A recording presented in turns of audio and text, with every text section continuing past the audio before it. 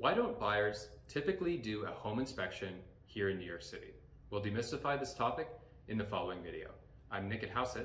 Visit our website, houseit.com, to learn how to save money if you are looking to buy, sell, or rent in New York City, Long Island, the Hudson Valley, as well as Miami and South Florida. So let's get started.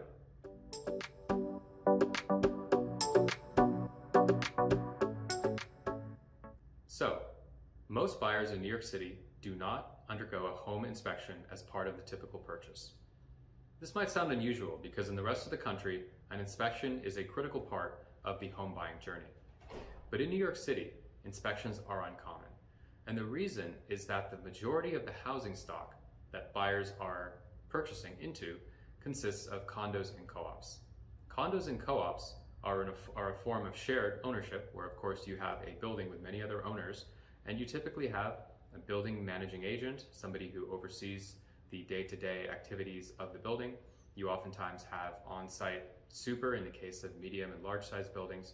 So in other words, you have a lot of people who are tasked with taking care of the building, everything outside of your particular unit. And of course, you have the condo or co-op board, which is making these managerial decisions in terms of capital improvement projects, getting updates from management and the super about how to keep the building in good order.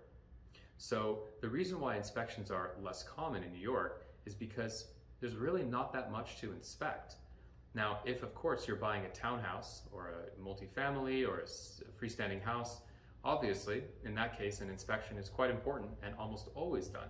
And this is because you as the owner have complete responsibility over everything inside and outside the structure that is on your lot. So think, for example, about the roof, the boiler, the facade, the fire safety sprinkler system. All of that is your direct responsibility if you're buying a townhouse, multifamily, home, and so forth. Whereas if you're buying a condo or co-op, all that stuff is handled by many people whose primary job it is to ensure that everything is going smoothly and things are maintained throughout the building.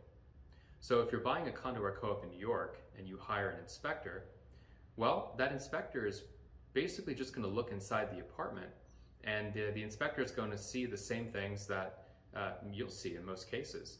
They won't be allowed to take samples or probe anything. They won't be allowed to open the electrical box or alter the apartment in any way as part of their inspection. So they're really just going to be using their own two eyes, much as you are.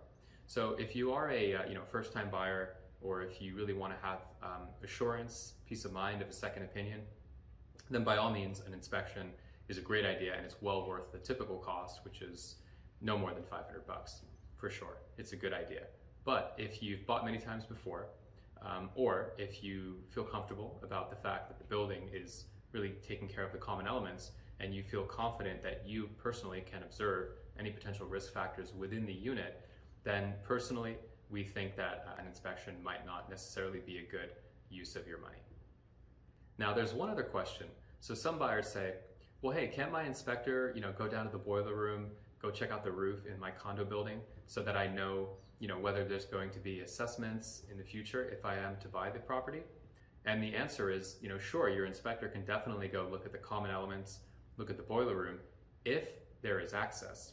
Now the building, the management, the super, the front desk, doorman, door person, they don't have any legal obligation to allow your inspector to go into these areas. So if the building says we don't allow inspectors, third parties, that's the way it's going to be. But if you're buying into a smaller building, this is quite frankly where we think it is very important to have your inspector take a look at the common elements, especially if it's like a new development building, a smaller developer, only a few apartments, not a very old building. It's very common for these smaller buildings to have issues with the construction and certain problems. So, having a second pair of eyes looking at those common elements to the extent that it's allowed and possible is probably a good idea. But, if you're buying into a large condo or co-op building with 100+ units, you're really just wasting your money if you get an inspection in most cases. One other carve out to that is in the case of an estate sale. If you're buying an apartment that is a total mess and a wreck, and it hasn't received any love or attention in decades, that's a scenario where an inspector might be a good idea.